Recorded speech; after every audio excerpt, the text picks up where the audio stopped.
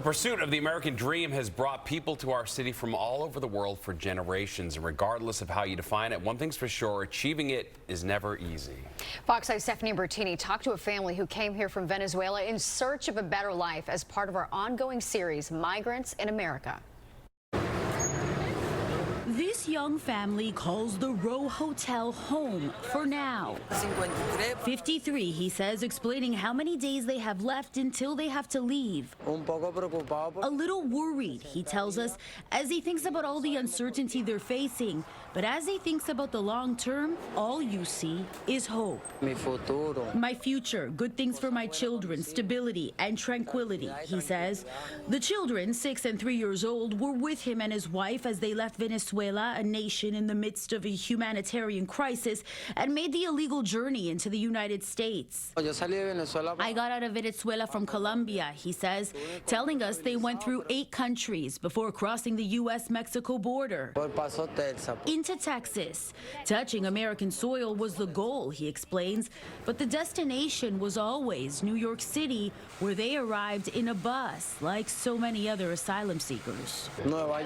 New York, I will explain it to you. Us immigrants, many of us, we come here for stability for our children. Here, we hear they will help us. City officials say almost 150,000 asylum seekers have come to New York City seeking shelter since last spring. Each week, the number goes up as the city is in the midst of a migrant crisis. Resources are at capacity. The Row Hotel is one of more than 200 emergency shelters established by New York City for migrants. But the demand is so great, restrictions are now in effect, putting limits on shelter stays. We met this family shortly after they were given a 60-day notice to vacate after living in the hotel for months. It's a little stressful, he says. It is faith, determination, and the push for a better life that fuels migrants and asylum seekers to fight for what so many of them explain in one short phrase. The American dream, he says. But now that he's here, he tells us he understands how complicated that American dream can be. I am waiting for the work papers, he says. Immigration matters take time. The family has applied for asylum like many Venezuelans do. Right now, they're waiting on a decision from the federal government that will determine the rest of their lives. In Venezuela, poverty, corruption, and danger is reality.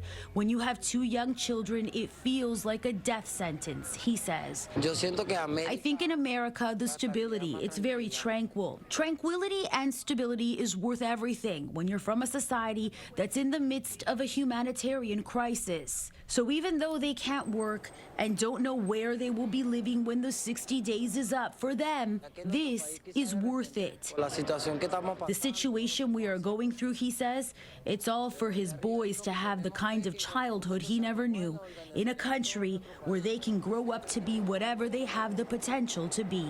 Stephanie Bertini, Fox 5 News.